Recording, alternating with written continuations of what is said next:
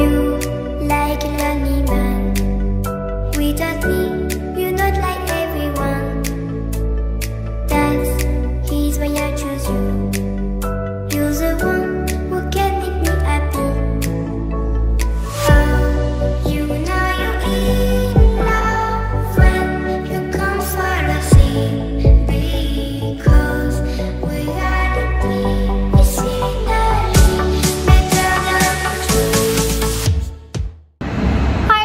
আসসালামু আলাইকুম সবাইকে, আমি Sakia Saharin Dipa. Welcome to my channel. আশা করছি সবাই অনেক ভালো আছেন। আজকে আমি রওনা দিচ্ছি উত্তরবঙ্গের উদ্দেশ্যে। আজকে বেসিক্যালি যাচ্ছি হচ্ছে কুড়িগ্রামে। তো উত্তরবঙ্গের দিকে এটা আমার ফার্স্ট জার্নি, কিন্তু এত দূরে এই প্রথম যাচ্ছি। আর ওইখানে কাছে তেঁতুলিয়া আছে, পঞ্চগড় আছে, বগুড়া আছে। তা আমার ইচ্ছা আছে সব জায়গাতেই ঘোরার। এখন আমি জানি না অ্যাকচুয়ালি কত জায়গায় যেতে পারবো। সো দেরি করছি না, শুরু করে দিচ্ছি আমাদের আজকের জার্নি। রওনা দিয়ে দিচ্ছি এখন আমরা সবাই। আমার বাসার গ্যারেজে সবাই আসছিল। এখন গ্যারেজ থেকে আমরা সবাই হচ্ছে সব কিছু ঠিকঠাক করে রওনা দিয়ে দিলাম। আর আমি এবার অনেক দিন পরে আমার রেপসলটা নিয়ে ট্যুরে যাচ্ছি। তো আমরা এখন আছি সংসদ ভবনে। আমরা তেলের পাম্পে যাচ্ছি, সবার ট্যাঙ্ক ফুল করব। আর আমরা তো গাবতলী দিয়ে রওনা দিব, সো এই জন্য এখন এদিক দিয়ে যাচ্ছি। আরে আচ্ছা, অকটেন কি পিঙ্ক কালারের? অকটেন কি পিঙ্ক কালার না লাল কালার? এখন গাবতলীতে আছি, গাবতলী দিয়ে যাচ্ছি। আমরা এখন সাভার দিয়ে যাব। আমিনবাজারে আছি, গাবতলী মানে এদিক দিয়েই যাইতেছি সাভার হয়ে। তারপর হচ্ছে নবীনগর হয়ে চন্দ্রাতে উঠবো। সাভার চলে আসছি, সাভার এত কাছে। এখানে অনেক গাড়ি যেখানে সেখানে ব্রেক করে, যেখানে সেখানে বাস স্টপ বানায় দেয়। যদিও রাস্তার মনে হয় কাজ চলতেছে। আমার মনে হয় যেহেতু পুরা ঢাকাতেই কাজ চলতেছে, আবার ঢাকার বাহিরেও। সো কাজগুলো কমপ্লিট হয়ে গেলে আই থিঙ্ক সব জায়গায় একটা ফিক্স বাস স্টপ করে দিবে। যেই জ্যাম, সেই আবার অপোজিট থেকেও গাড়ি আসে, কি একটা অবস্থা। আবার এই গাড়িগুলো হঠাৎ করে টার্ন করে। আমরা জাহাঙ্গীরনগর ইউনিভার্সিটি পার করেছি, আমরা এখন নবীনগরে আছি। আর এদিকের রোডটা মোটামুটি ভালোই ফ্রেশ, আর গাড়ি আছে, বাট ফ্রেশ থাকার কারণে প্যারা লাগছে না। রোডটা আগের রোডগুলো থেকে একটু বড়। আর আজকে অনেক দিন পরে আমি আমার রেপসল নিয়ে বের হয়েছি ট্যুরের জন্য। ইউজুয়ালি এতদিন মানে লাস্ট টানা হচ্ছে জিএস6 নিয়ে বের হওয়া হয়েছে। অনেকদিন পরে আজকে সিভিয়ার নিয়ে বের হয়েছি। তো ফার্স্টের দিকে অনেক প্যারা লাগতেছিল, হর্ন খুঁজে পাচ্ছিলাম না, ইন্ডিকেটর খুঁজে পাচ্ছিলাম না ছিল। বাট এখন অনেকটা রাইড করতে করতে হাতে চলে আসছে। আমরা এখন আছি হচ্ছে টাঙ্গাইল হাইওয়েতে। আর সোজা গেলে যমুনা ব্রিজ। ওয়াও, এই রোডটা অনেক সুন্দর।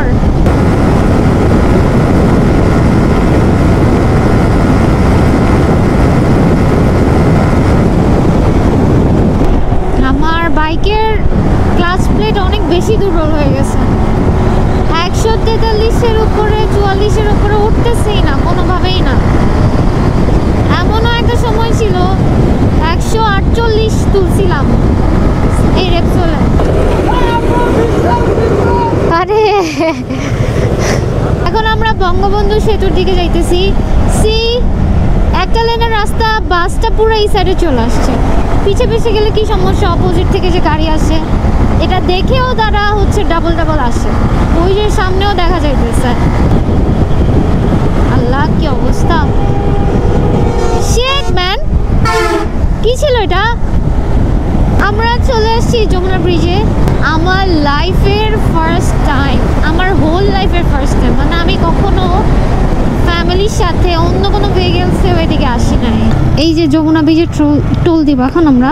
ফার্স্ট টাইম, কখনো আসি নাই, আমার হোল লাইফে ফার্স্ট টাইম। আমরা এখন টান দিব। এই যমুনা সেতু হচ্ছে একসময় বাংলাদেশের সবথেকে বড় সেতু ছিল, বাট এখন তো পদ্মা সেতু সবথেকে বড়। আর এটা হচ্ছে মানে টোটাল 5 কিলোমিটারের একটা সেতু।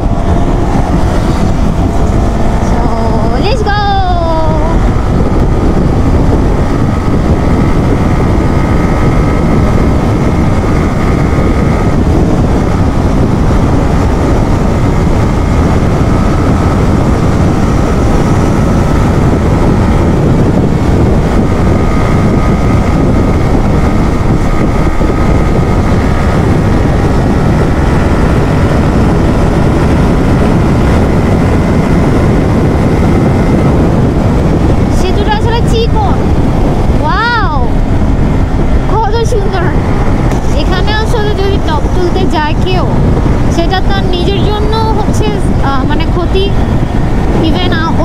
গাড়িগুলো আছে তাদেরও ক্ষতি হবে, বিকজ ব্রিজটা ছোট, সরি সেতুটা ছোট, তো মানে এনাফ স্পেস নাই, মানে রাস্তা অত ফ্রি না।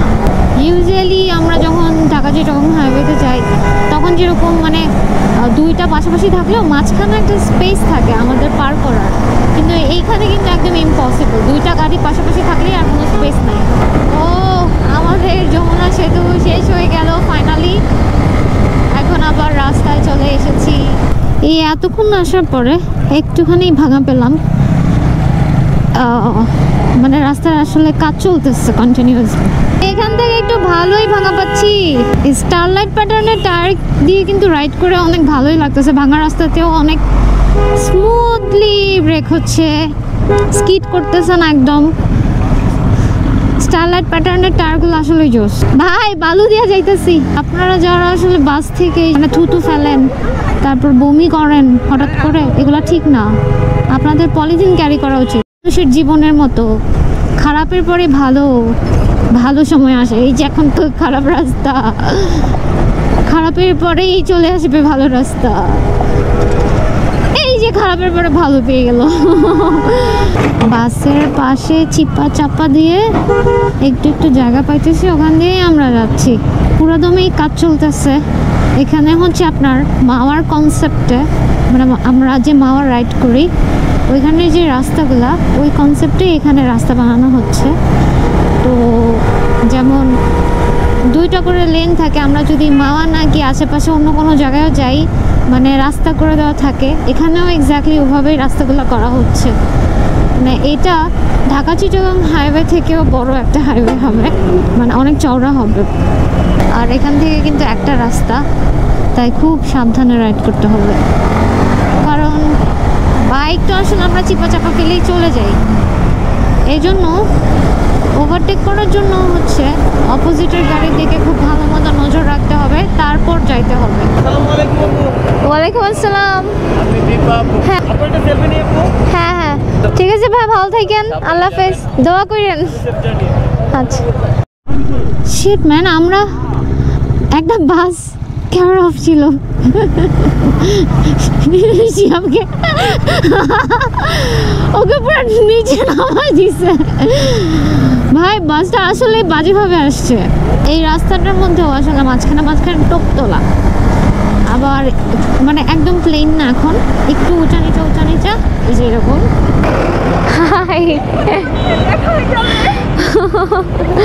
হাই, ভালো আছেন?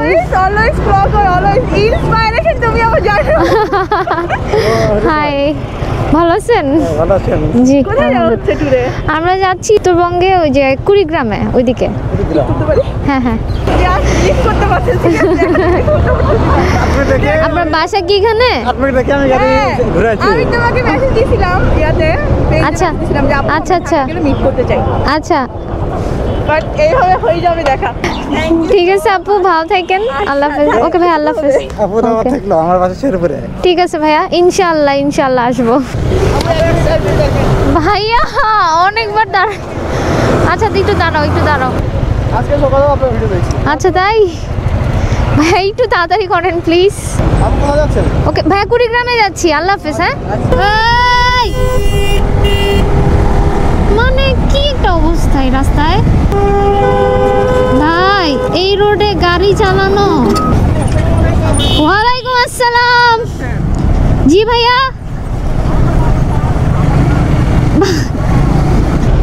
ওয়ালাইকুম আসসালাম। জি ভাইয়া। হ্যাঁ হ্যাঁ, ভালো আছেন? আমি এখন আছি হচ্ছে রংপুরের কিছুটা দূরে, মোস্ট প্রবাবলি এখান থেকে আর 30 কিলোমিটার পরে হচ্ছে রংপুর। আর এখানে রাস্তার অবস্থা আসলে খুবই মানে খারাপ, আসলে রাস্তার কাজ চলছে, এই জন্য রাস্তাগুলো একদম মানে ভাঙা। এদিকে একটা বাস এসে একদম আমাদেরকে রাস্তার বাইরে নামায় দিচ্ছিল, তো এখন আমরা এই বাসটাকে হচ্ছে ব্যাকে দেওয়াইলাম, অ্যান্ড সে ব্যাকে গিয়ে এখন ঠিক রোডে যাবে। এখন চলে আসছি রংপুরে ফাইনালি। ভাই ডিম পাহাড়ে কি অ্যাডভেঞ্চার ট্যুর করলাম, মানে অ্যাডভেঞ্চার তো হয়েছে এই রোডে। স্যার রংপুর মডার্ন মোড়, তো এইখানেই আমরা একটু দাঁড়াইছি, ছবি টবি তুলবো, রেস্ট নিব, একটু হালকা পাতলা কিছু নাস্তা করব, তারপর আবার রওনা দিয়ে দিব। আমরা এখন রংপুর থেকে রওনা দিয়ে দিয়েছি। আর এখানের রাস্তাটা অনেক বেশি। এখন আমরা যাচ্ছি তিস্তা ব্রিজের দিকে। তিস্তা ব্রিজ থেকে আমাদের ডেস্টিনেশন বেশি দূরে না। আর প্রচুর ঠান্ডা লাগতেছে, দুই পাশে গাছপালা, ফাঁকা জায়গা, এই জন্য একদম মানে হাড় কাঁপানো শীত। আমরা এখন তিস্তা ব্রিজের একদম কাছে চলে আসছি। একদম কাছে বলতে একদমই কাছে, মানে এখন উঠবো আমরা তিস্তা ব্রিজে। তো ছবিতে দেখছি বাট কখনো আসি নাই। So let's see the Teesta bridge. স্বাগতম তিস্তা সেতু।